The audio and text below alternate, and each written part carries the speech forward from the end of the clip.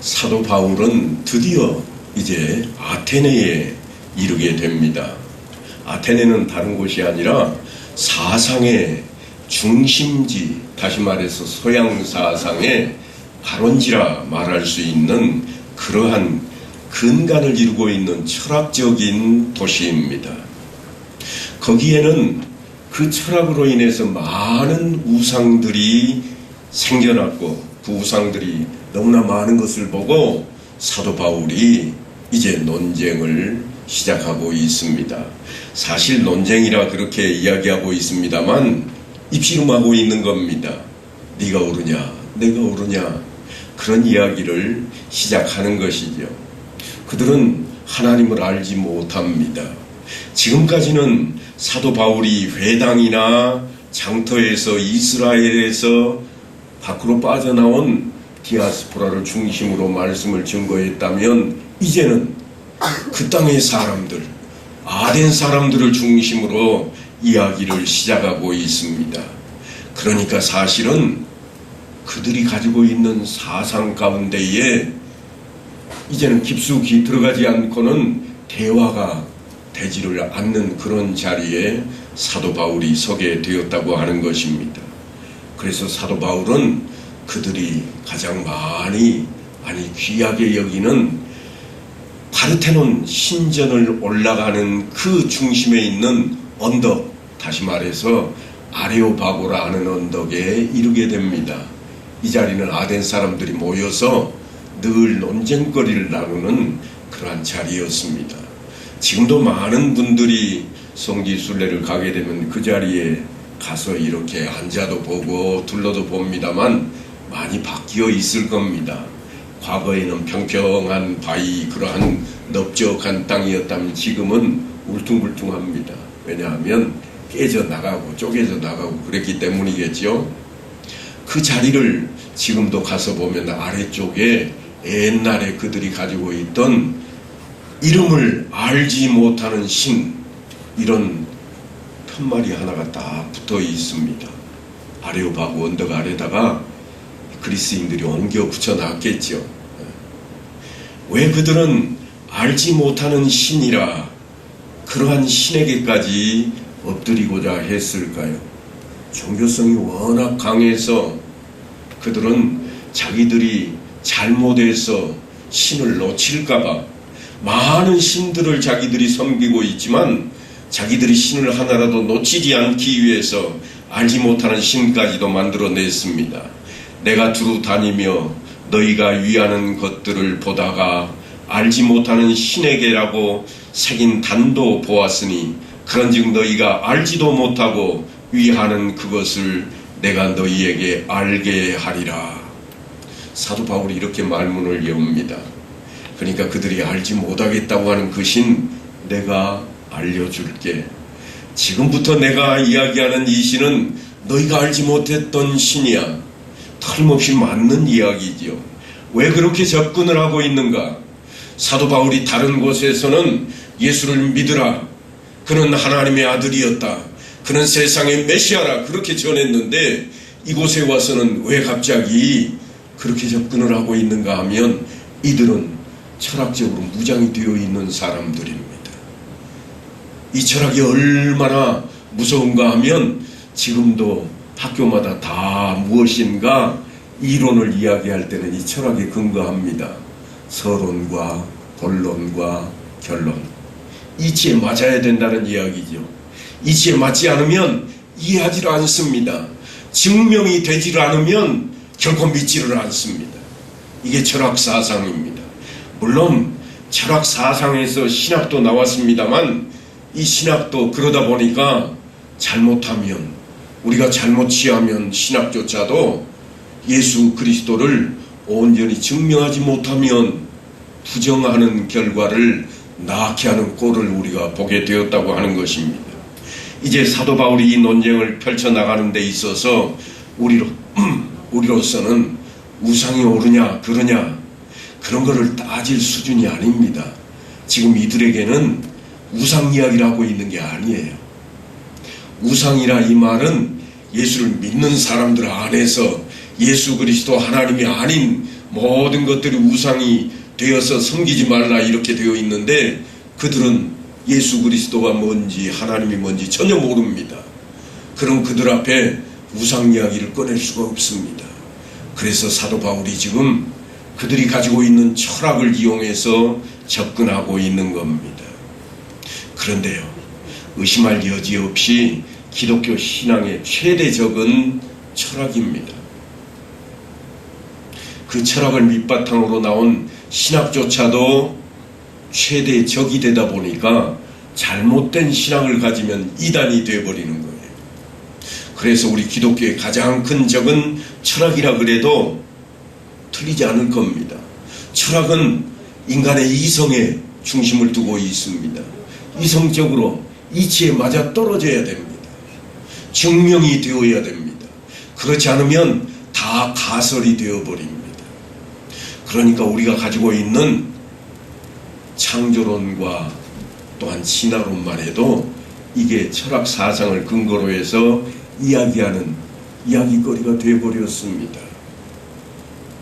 이 철학이라고 하는 것이 진리에 도달하고 진리를 이해하고 진리를 포용하는 데 있어서 우리 인간의 이성과 지적인 능력, 인간의 능력의 최종적인 그 확정, 결과를 두려고 하는 것 때문에 문제가 생기는 겁니다.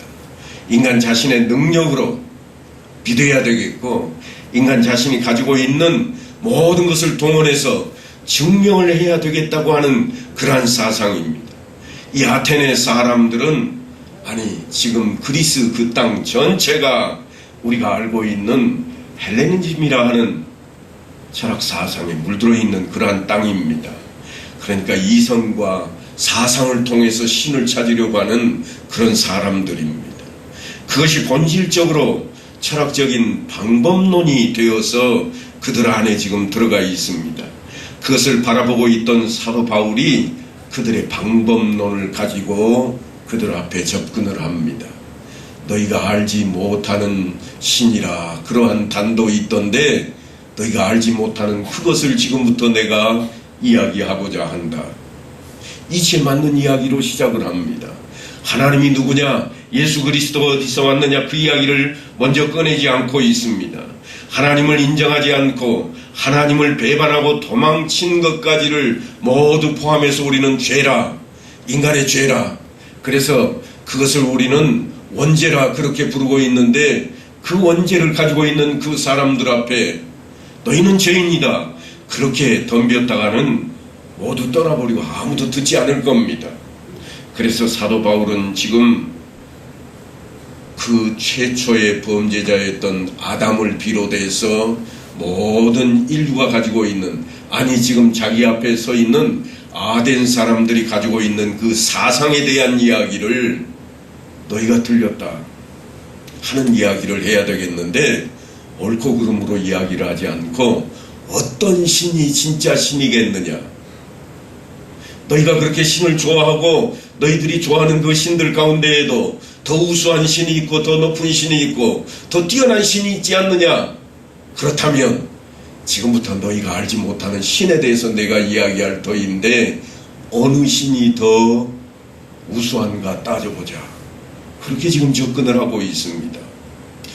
일찍이 창세기를 보면 사탄이 아담과 하와를 찾아와서 뭐라고 유혹하는가 하면 먹으면 어떻게 되는가요? 하고 물을 때에 하나님이 저 선악과를 먹지 못하게 한 이유가 그것을 먹으면 너희도 하나님처럼 동등하게 되기 때문이다. 그래서 못 먹게 하는 것이라 그렇게 유혹을 했습니다. 하나님처럼 되는 것이 인간들의 마음 속에 들어와서 갈등을 유발시켰습니다. 나도 하나님처럼 될 수 있다고? 나도 신이 될 수 있다는 말인가? 그렇다면 해보자. 그것이 아담과 하와가 하나님을 떠난 이유입니다.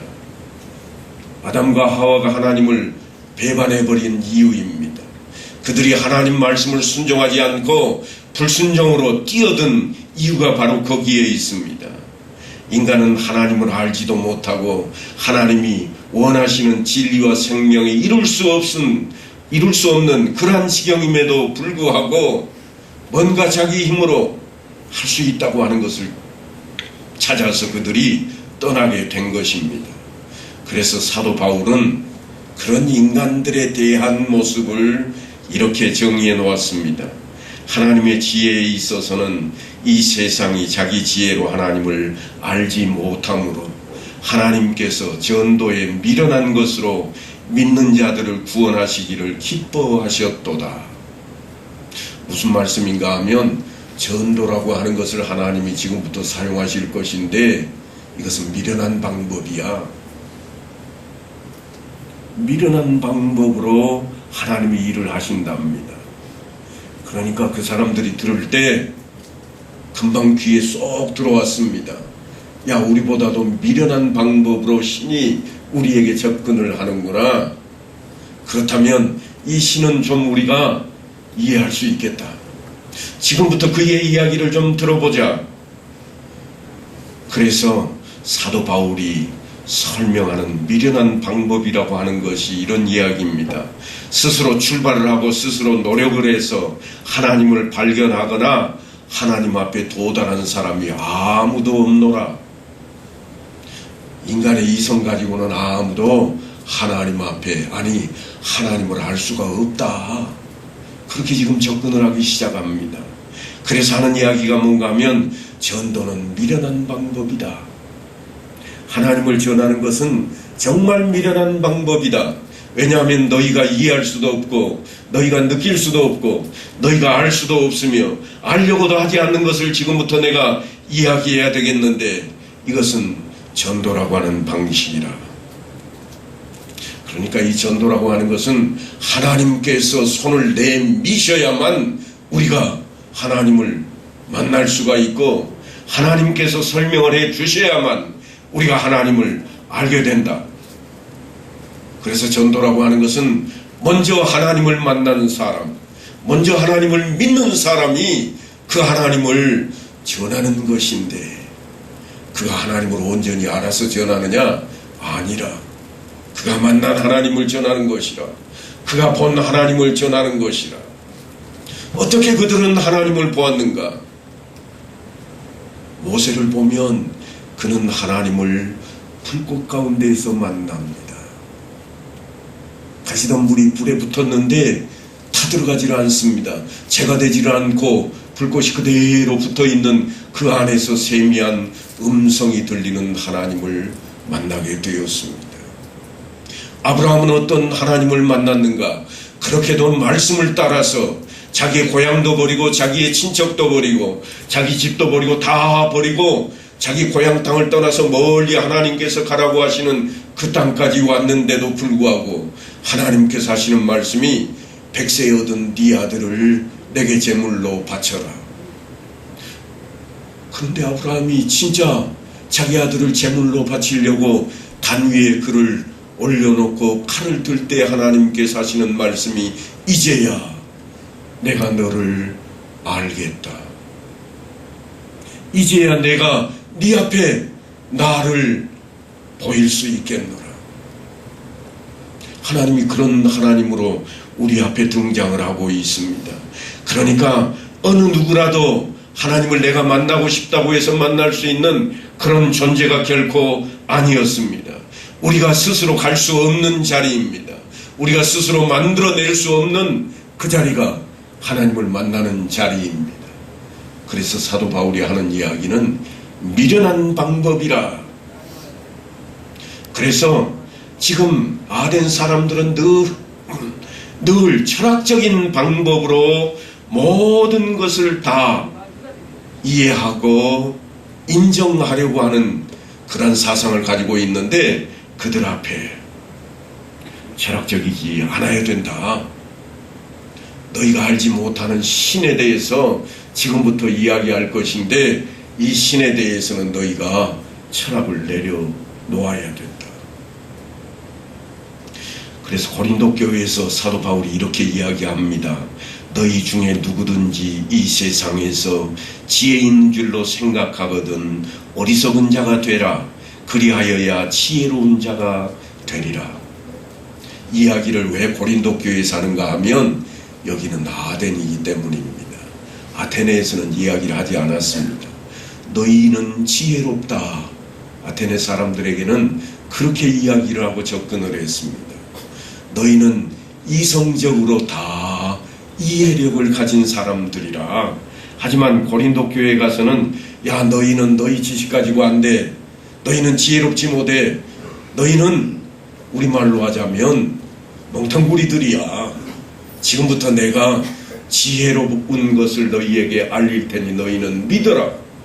그렇게 이야기하는 사도 바울인데 지금 아덴에서는 거꾸로 가고 있습니다. 지혜 있는 줄로 생각하거든 어리석은 자가 되라고 그렇게 이해하고 있던 사도 바울이지만 아덴에서는 지금 그렇게 이야기를 하고 있지 않습니다. 너희는 지금부터 초월자를 만나야 되겠다.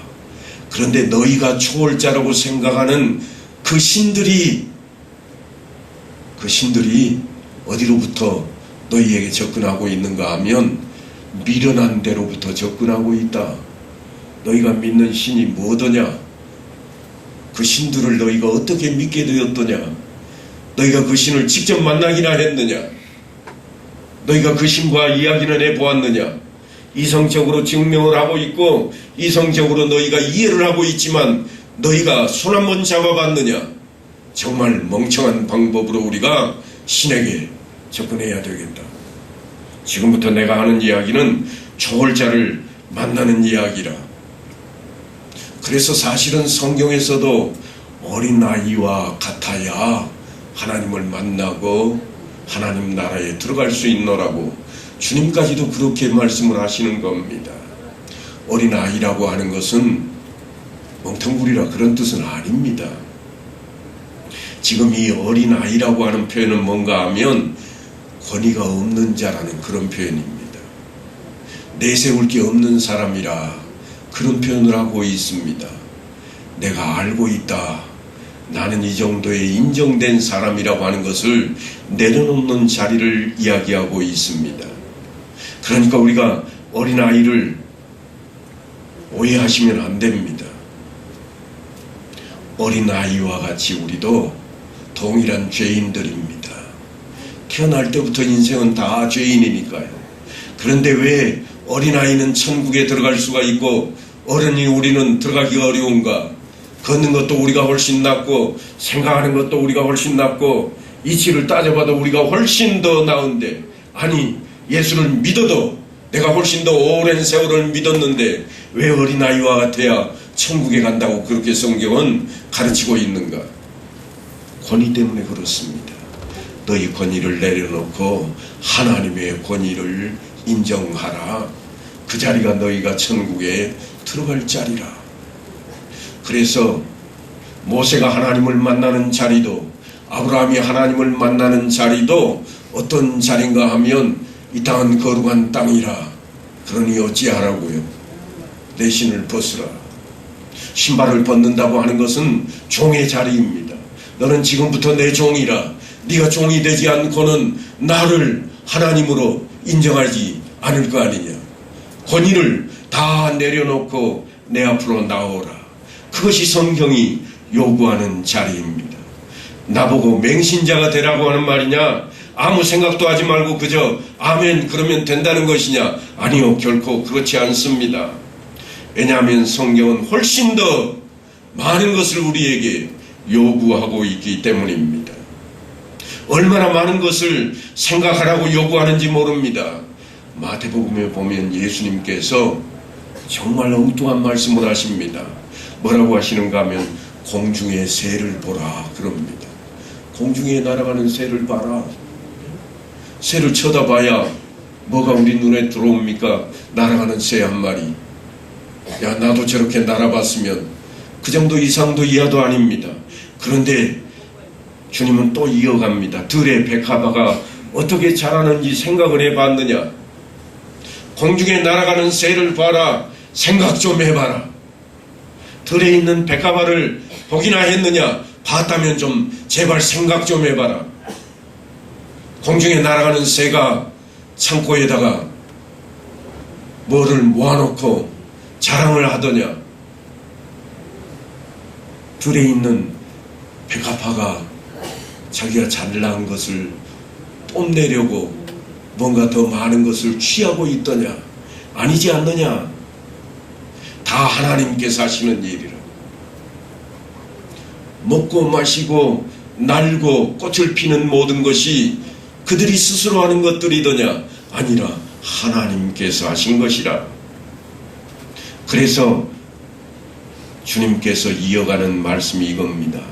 공중의 새를 보라, 들의 백합화가 어떻게 자라는지 생각하여 보라 해놓고는 오늘 있다가 내일 아궁이에 던져지는 들풀도 하나님이 이렇게 입히시거든 하물며 너희일까 보냐. 믿음이 작은 자들아, 너희일까 보냐. 이게 주님의 말씀입니다.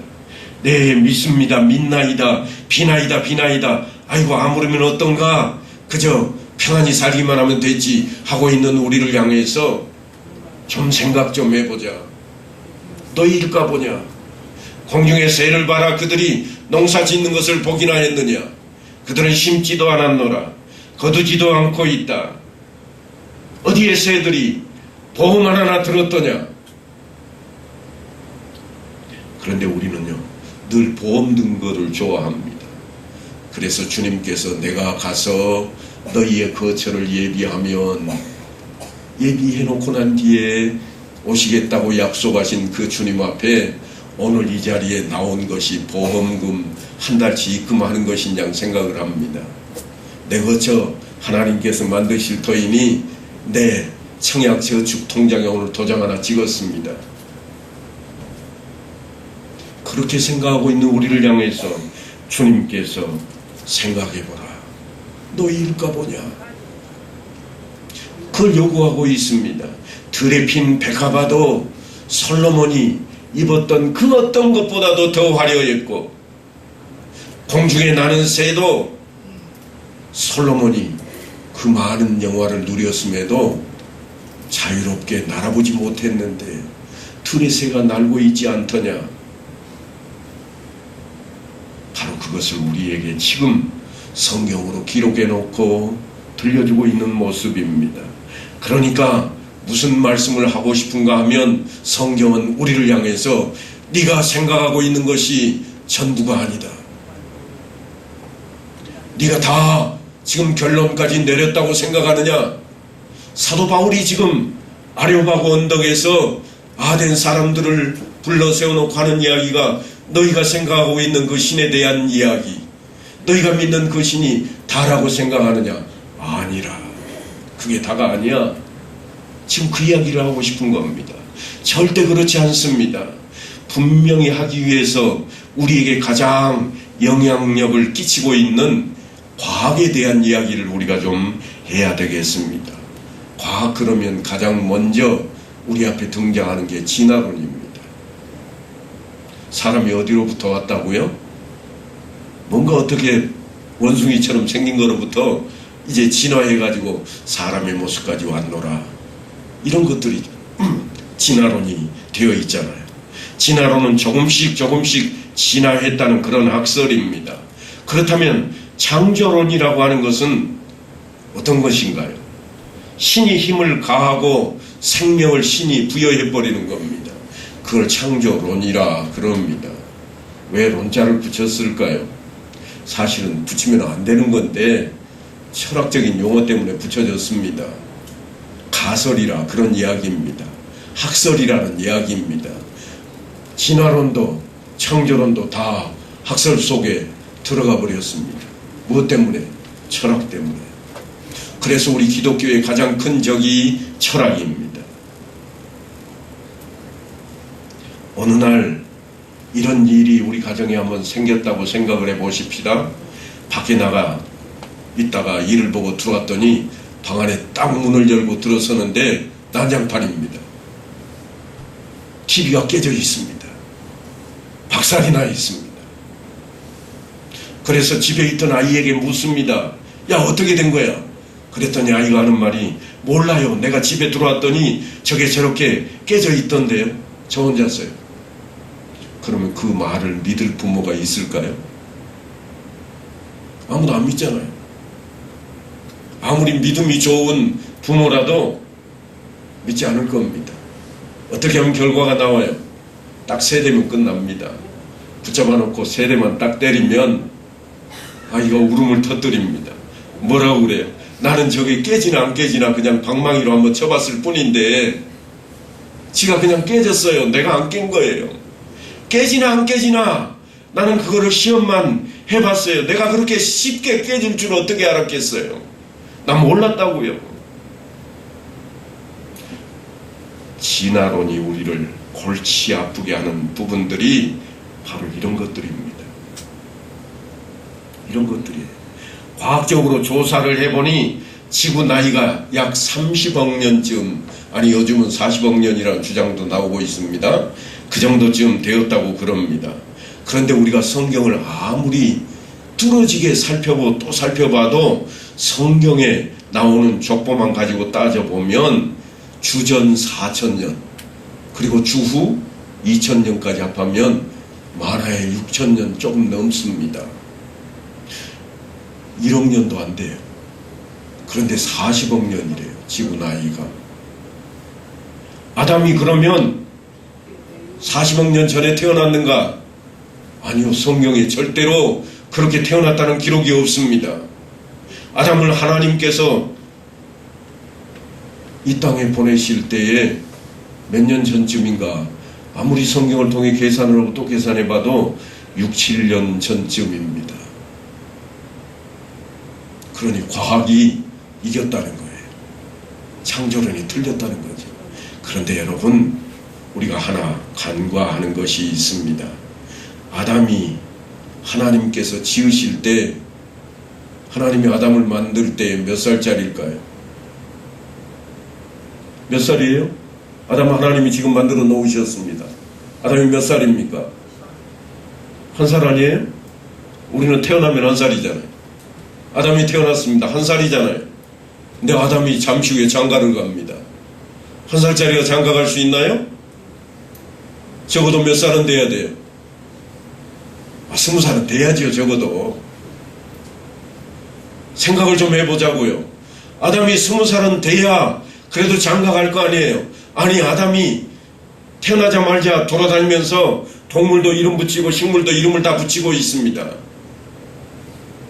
빵살, 아니 1살짜리가 그럴 지혜가 있을까요? 없잖아요. 여러분의 손주들이 태어나자마자 할아버지하고 덤벼드는 그런 손주 보셨어요? 울음소리 말고는 아무것도 없습니다. 그런데 여러분은 왜 성경을 읽으면서 고민을 한 번도 안 해봅니까? 아담이 몇 살짜리로 만들어졌을까? 아담이 몇 살짜리로 만들어졌을까요?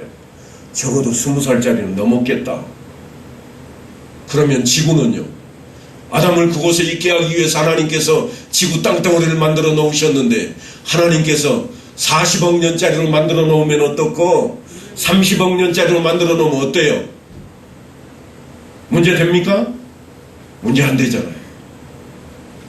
아담이 태어나자마자 얼마 안 있어 자기 갈비뼈 하나 빼가지고 만들어 놓은 하와 결혼을 하는데, 그런 세상에서 하나님께서 지구를 30억 년짜리로 만드신들 무슨 문제가 되겠냐 하는 이야기입니다. 그러니까 진화론이라고 하는 것은요, 창조론에 근거되는 거예요. 아무 문제가 없습니다.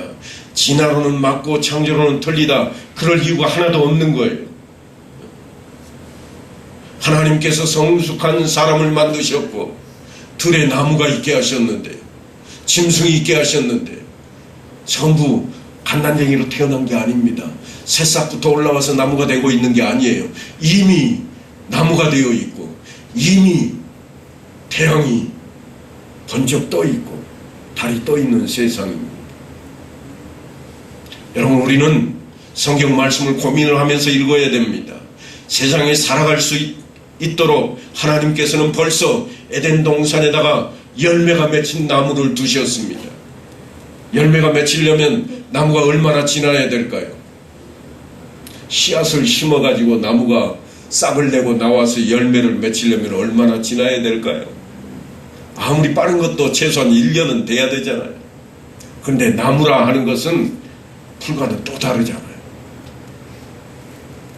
이제부터는 우리가 좀 고민을 하며 들여다봐야 됩니다. 그러니까 하나님께서 세상을 만드실 때에는 과학적으로 따질 때 30억 년이라, 그래 네 말 맞다. 30억 년짜리를 하나님이 만들어 놓으신 거야. 그렇게 이해를 하시면 접근이 훨씬 수월해질 겁니다. 이스라엘 백성들이 홍해를 가르고 건넜다.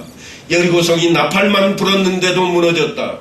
죽은 나사로를 하나님께서, 아니 예수님께서 나흘 만에 살리셨다. 내가 이해하고 인정하는 부분만 받아들일 것인가? 아니요, 이미 그 일들은 일어났고 우리가 인정할 수밖에 없는 일입니다. 그러니까 과학적으로 증명할 수 있느냐 없느냐 여기에 차관을 두면 안 됩니다. 이미 증명이 안 되는 일도 다 이루어진 일들입니다. 최종 권위가 어디에 있느냐, 그것이 우리에게 중요합니다. 최종 권위가 하나님께 있다. 이게 믿음입니다. 이게 진리입니다. 그래서 전도라고 하는 것은 어떤 것이라고 사도 바울이 이야기하는가 하면 미련한 것이라. 지금부터 너희가 알지 못하는 그 신에 대해서 이야기할 것인데, 그 신이 세상을 만드신 신이야. 이해가 안 돼? 전도는 미련한 거야. 내가 말하는 신을 너희가 듣고 이해를 하라고 하는 게 아니다. 이해 차원이 아니라 초월자로 받아들이라. 바로 그 이야기를 지금 아레오바고에서 시작하고 있습니다. 철학적인 근거를 가지고 그들 앞에 다가서고 있습니다. 진화론이 옳다고 여기는 과학자들 앞에 우리가 창조론을 가지고 도망칠 게 아니라 그렇게 가까이 다가서야 됩니다. 예수님께서 몇 년도 몇 월 며칠 날 오실 건가, 그게 중요한 것이 아닙니다. 답이 없습니다. 지구가 몇 억 년 전에 생겨났는가 하고 똑같은 질문입니다. 우리는 예수님께서 언제 오실는지 알 수는 없습니다. 그러나 예수님께서는 반드시 오실 겁니다. 그건 분명한 사실입니다. 그게 진리입니다. 어떤 때 그 진리가 우리에게 진리로 다가오는가 하면 하나님의 권위를 인정할 때에, 그때에 비로소 진리로 다가오는 겁니다. 내가 예수를 믿는다 하는 것은 하나님의 권위를 우리가 인정하는 것입니다. 모세가 신발을 벗고 하나님 앞에 엎드린 것처럼 우리가 우리의 마음을 내려놓고 주님 앞에 엎드려야 되는 것입니다. 오늘날 우리는 너무나 잘 먹고 잘 살고 있습니다. 그러면서 하나 없어진 게 있습니다. 예전에는요, 예수천당, 불신지옥 많은 곳에서 외치는 소리가 있었습니다. 아니, 우리 동네에도 제가 부임했을 때까지만 해도 예수 믿으세요 쪽지 들고 우리가 돌아다녔던 적이 있습니다. 지금은요, 없어졌습니다. 왜요? 잘 먹고 잘 사니까요. 그 방법으로는 안 되는 겁니다. 먹혀 들어가지가 않습니다. 아레오바고에서 아무것도 먹히질 않습니다. 어떤 것 빼고 안 먹히는가 하면 철학적인 근거를 가지고 증명하는 그러한 이치 있는 말이 아니고는 통하지 않는 그곳에 사도 바울이 지금 들이닥쳐서는 너희가 알지 못하는 신에 대해서 내가 이야기할 것인데, 지금부터 내가 하는 이야기는 미련한 거야. 그래도 들어봐. 지금 그런 이야기예요. 사랑하는 성도 여러분, 주님을 증거하기 위해서 우리는 세상에 어떻게 나서고 있나요? 지금 종이 들고 나서는 것은 미련한 겁니다. 예수 믿으세요 외치는 것도 미련한 겁니다. 왜냐하면 유튜브가 얼마나 발달이 되어 있고 방송이 얼마나 발달되어서 사람마다 다 들어봤습니다. 그러면 뭘로 가야 되는가? 멍청이들처럼 가야 됩니다. 미련해져야 됩니다. 미련한 게 뭔가? 가장 미련한 것은 내 몸으로 보이는 겁니다. 여러분 바디랭귀지라고 들어보셨나요? 외국에 말이 안 통하는 곳에 갔는데 통하려면 어떻게 해야 돼요? 몸으로 움직여야 되잖아요. 배가 고프면 그저 이렇게 입에 대고 이렇게 표시를 하면 누구라도 알아듣습니다. 예? 바디랭귀지니까. 이게 똑똑한 방식이에요. 똑똑한 방식은 그들이 쓰는 언어를 내가 배워서 그들의 언어로 이야기를 해야 되는데 멍청한 방식으로 가는 거예요. 예수를 전하는 자리가 이제는 우리가 어느 자리로 가야 할 것인가? 그 멍청한 자리로 가야 됩니다. 그래서 내가 사는 모습을 보여주는 겁니다. 바디랭귀지로 보여주는 거예요. 야, 예수 믿는 것은 이런 모습이야. 손해보는 것을 보여줘야 됩니다. 사랑하는 모습을 보여줘야 됩니다. 야, 이치적으로 보면 오리만 가자고 그러는데 심리까지 같이 가주는 거, 그런 멍청이가 어디 있어요? 그 방법이 사도 바울이 지금 아레오바고에서 외치고 있는 자리입니다. 아니, 그 방법이 지금 엄닥교회에서 외쳐지고 있는 그런 내용입니다. 우리가 어떻게 살 것인가? 다른 사람들한테 손해를 좀 보더라도 나는 예수를 믿으니까. 내가 욕심을 조금 덜 내는 모습으로, 아니 욕심이 없는 모습으로 왜 나서야 되는가? 내가 예수를 믿기 때문에. 돈이면 다 된다고 하는 것에 아니야, 돈이 아니어도 돼 하고 엎드리는 것은 내가 예수를 믿기 때문이라. 미련하고 멍청한 방법으로 지금 바울이 외치는, 아덴을 향해서 외쳤던 그 모습처럼 우리가 지금 이 땅에, 이 고장에, 이 지역에 예수 그리스도를 증거해서 과학적으로 밝힐 수가 없고 이성적으로 확인할 수 없는 그런 부분까지도 우리의 삶을 통해서 드러내고, 내가 예수를 믿기 때문에 이런 모습이라, 나를 보라, 나는 예수를 믿는 자라, 그렇게 나타내고 하나님께 영광 돌리는, 아니 초월자 앞에 영광 돌리는 그런 성도들 다 되시기를 간절히 축원합니다.